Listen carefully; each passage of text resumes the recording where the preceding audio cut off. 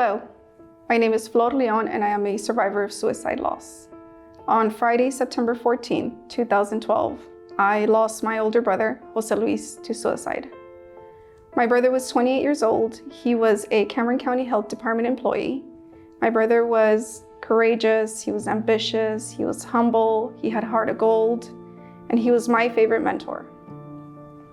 That Friday looked like a typical workday. My brother left his house and purchased a coffee at a local McDonald's at 7:18 a.m. He attended work on time. He had lunch with his coworkers. He returned to work, got out of work at 5, and went to a local bank. And there was a bank transaction done at 5:20. After the bank transaction, he headed home.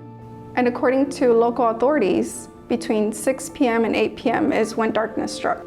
The reason why I'm telling you what his day was like is because many people will associate a suicidal person or a person with mental health illness to a person that's isolated or perhaps no longer has the desire to go to work. And even though my brother knew that he was under stress and it was evident that he was willing to get the help, 2 days before my brother's passing, he had lab work done and was scheduled to see a medical provider for September 26. Unfortunately, my brother did not make it to his appointment. After my brother's passing, my family and I were shattered, and I knew it was important for my mother to get the help she needed.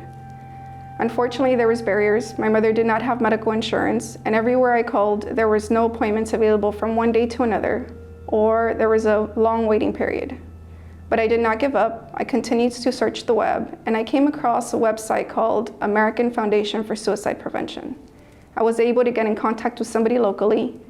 The lady was nice enough to share her story and let me know what the foundation was about. Luckily, in November, there was going to be an Out of the Darkness walk. And even though suicide was not a topic of discussion for my family and I convinced my family to attend. Upon arriving to the walk, I could not believe my eyes. I couldn't believe how many people were under that pavilion that had also lost a loved one to suicide. Everyone was so welcoming. Some people shared their story, and we walked, honoring our loved ones. Throughout the years, I have stayed in touch with some of them, and they have molded me to become the advocate for suicide prevention and mental health that I am now. Even though my brother is no longer here today, I can still share some words of hope. So from me to you, please, if you're struggling, don't hesitate to get the help.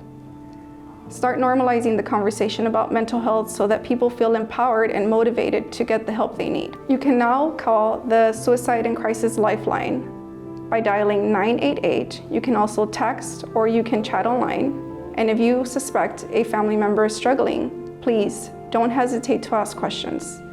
Don't be judgmental, and please let them know that they are not alone.